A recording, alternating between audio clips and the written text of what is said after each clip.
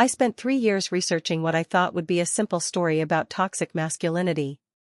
Instead, I discovered an entire generation of men silently dying from loneliness while society laughed at their pain. My name is Amanda, and I'm a gender studies professor who set out to prove that men's problems were their own fault. What I found instead shattered everything I believed about gender, empathy, and what we've done to an entire sex. This is my story of accidentally uncovering the male loneliness epidemic, and realizing I was part of the problem. This is about the men nobody talks about, the crisis nobody acknowledges, and the day I realized that feminism without empathy isn't justice, it's just cruelty. It started with a grant proposal. I was teaching gender studies at a liberal arts college in Massachusetts, and I wanted to write a book about modern masculinity. Specifically, how men's refusal to be vulnerable was destroying their relationships and perpetuating patriarchy. The thesis was simple: men are lonely because they won't open up, won't go to therapy, won't do the emotional work. It was their own toxic masculinity that isolated them. I'd prove it with data, publish it, add it to syllabi across the country.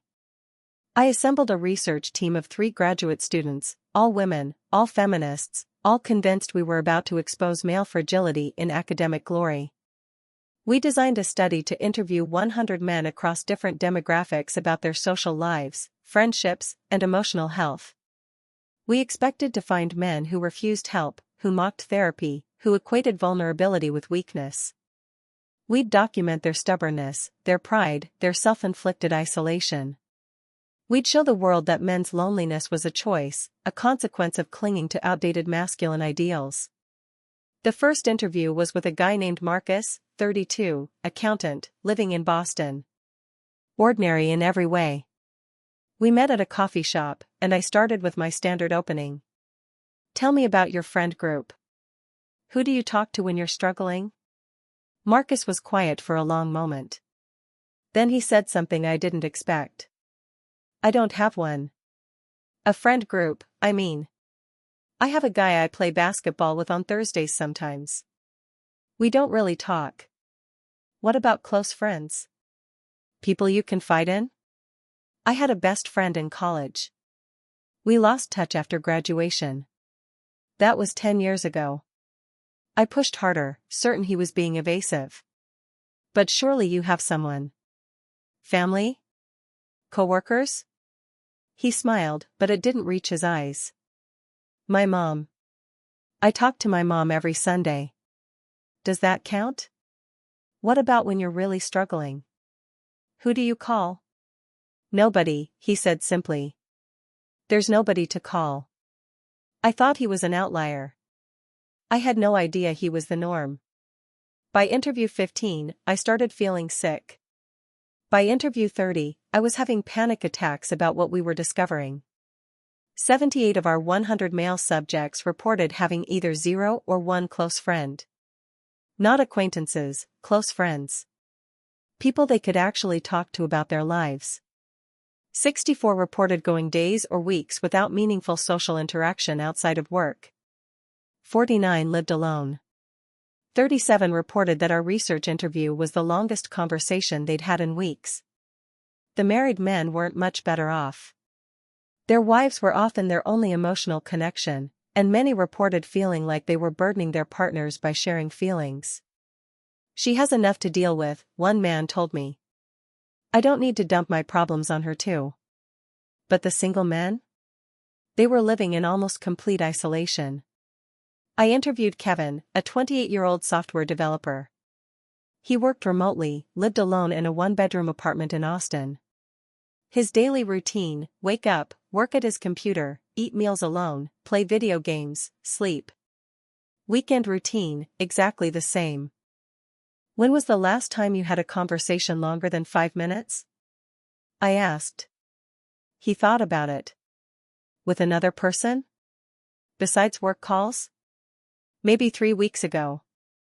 The grocery store clerk was chatty. Do you have anyone you'd call in an emergency? Like 911? Or like an emotional emergency? He laughed bitterly. For actual emergencies, I'd call 911. For emotional stuff? I don't know. I guess I'd just handle it. Have you considered therapy? I tried. Called 6 therapists. None were taking new male patients, or the wait list was 6 months. I gave up. This pattern repeated over and over. Men isolated, men struggling, men who'd tried to reach out and been turned away or ignored. But here's what really disturbed me: most of them thought this was normal. They thought everyone lived like this.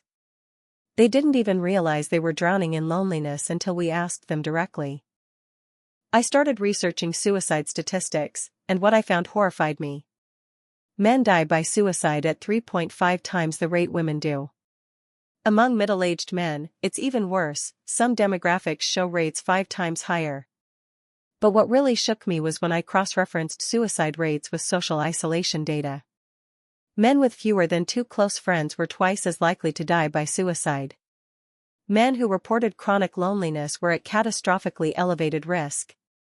I attended a suicide prevention conference, expecting to find massive initiatives targeting male loneliness. Instead, I found almost nothing. One breakout session on male suicide had 11 attendees. The breakout session on women's mental health had over 200.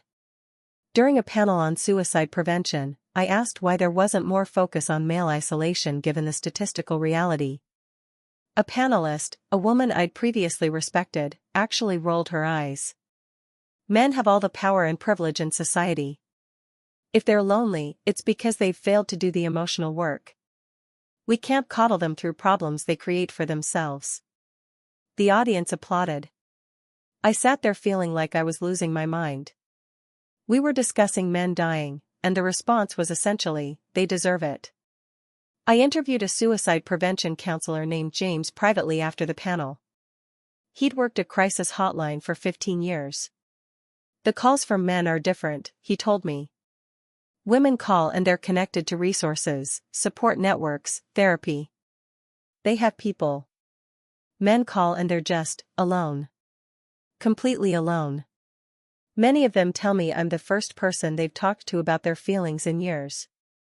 Some say I'm the first person who's asked if they're okay in months. What happens to them?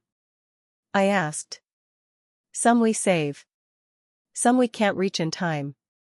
Some call back months later, still alone, further down the spiral. The system isn't built for them. Everyone assumes men don't need help, or don't deserve it. He showed me call logs, pages and pages of men reaching out in desperation. Many never called back. I didn't want to think about why. I started investigating what happened to male social spaces. Where did men used to connect, and why did those spaces disappear? I interviewed Dr. Richard Reeves, a researcher who'd studied this extensively. He walked me through the collapse of male community. 50 years ago, he explained, men had lodges, union halls, bowling leagues, church groups, service organizations. Places where they'd gather regularly, form bonds, build community. Those are almost all gone now. Why? I asked. Economic changes killed some, unions declined, jobs became unstable. Cultural changes killed others. But here's what nobody talks about: many male spaces were actively dismantled because they were seen as exclusionary or regressive. He pulled up data on his computer. Men's clubs, men's groups, men's support organizations, when these exist, they're often protested or shut down. The assumption is that men gathering together is inherently threatening or oppressive. Meanwhile, women's groups are celebrated as empowering. I thought about my own campus. We had a women's center, women's groups, women's support networks. Any attempt to create equivalent male spaces was met with accusations of misogyny. I'd signed petitions against men's groups myself, convinced they were thinly veiled attempts to reassert patriarchy. I interviewed college students to understand how young men today build friendships. What I found was devastating. Male college students reported feeling afraid to approach new people, afraid to show interest in friendships, afraid of being perceived as creepy or threatening. Many spent 4 years of college barely making any close friends. I wanted to join study groups, one sophomore told me, but it felt weird being the only guy sometimes. I didn't want to make anyone uncomfortable. So I just studied alone. Another student, junior year, engineering major, said he'd gone the entire semester without having a single non-academic conversation. I go to class, go to the library, go back to my dorm. That's it. I'm invisible. The few male social spaces that existed were either fraternities, which were constantly under scrutiny and pressure, or gaming communities, which were mocked as refuges for losers who couldn't function in the real world. Young men were being taught that their very presence in social spaces was problematic unless explicitly invited. So they withdrew. They isolated. They disappeared into their rooms and their screens. And we called it progress. The breakthrough moment came during a faculty meeting. A colleague was presenting on a campus mental health initiative focused entirely on supporting female students, LGBTQ students, and students of color. I raised my hand. What about male students? The suicide data shows they're at significantly elevated risk. The room went silent. Then the presenter said, male students have access to all the same resources. If they're not using them, that's a choice. But the data shows they're not accessing these resources, and they're dying at much higher rates. Shouldn't we investigate why? Another colleague cut in, Amanda, I'm surprised at you. Men dominate every other space in society. Mental health resources for marginalized groups aren't the place to center male needs. I felt every eye in the room judging me. But I pushed back. I'm not saying we should eliminate support for other groups. I'm saying men are dying and we're not even acknowledging it. That's not justice. That's just cruelty. The meeting moved on. Afterward, 3 different colleagues asked if I was okay with clear implication that I must be going through something to suddenly care about men's issues. That night, I went through every major feminist publication, every progressive news outlet, every academic journal I respected. I searched for articles on male loneliness, male suicide, male isolation. Almost nothing. A few think pieces blaming men for their own problems. A few articles mocking men for not having friends. But genuine empathy? Serious investigation? Calls for societal change? Nothing. Then I searched for any article on women's issues. Thousands of results. Detailed analysis, empathetic framing, calls to action, systemic critique. The message was clear: when women suffer, it's society's fault and we must change everything. When men suffer, it's their own fault and they need to fix themselves. I realized I'd been perpetuating this gap my entire career. I'd taught students to analyze every aspect of women's pain through a systemic lens while dismissing men's pain as individual failure. I'd written papers about how society fails women while simultaneously arguing that men's problems were self-inflicted. I'd demanded empathy for one group while withholding it from another. The hypocrisy was staggering, and I'd been blind to it for 20 years. I started a second phase of research, interviewing men who'd actively tried to address their loneliness and failed. What I found destroyed any remaining certainty I had. Brian, 34, had tried everything. Therapy?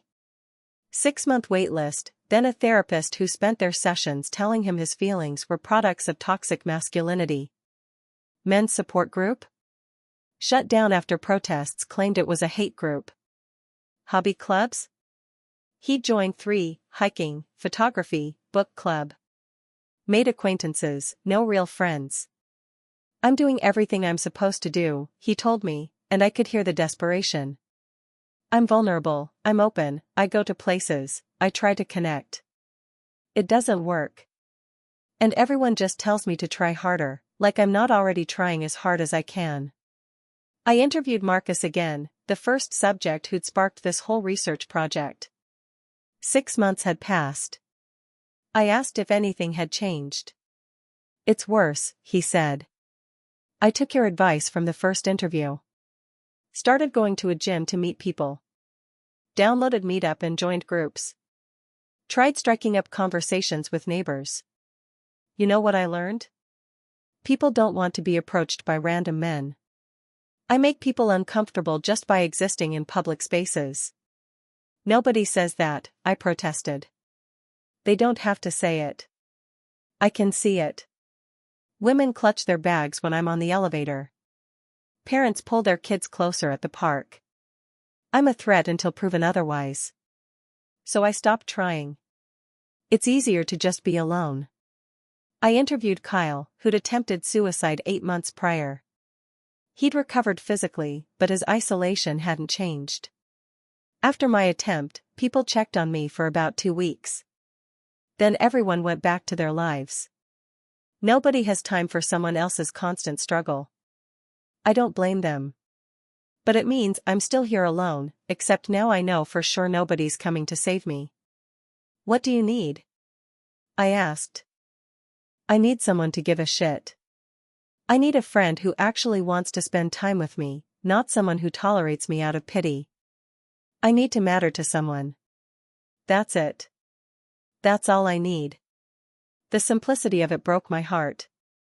These men weren't asking for much. Just basic human connection. The thing I'd taken for granted my entire life. I had a standing weekly dinner with 6 female friends. Group chats that pinged constantly. A partner who was also my best friend. A family who checked in regularly.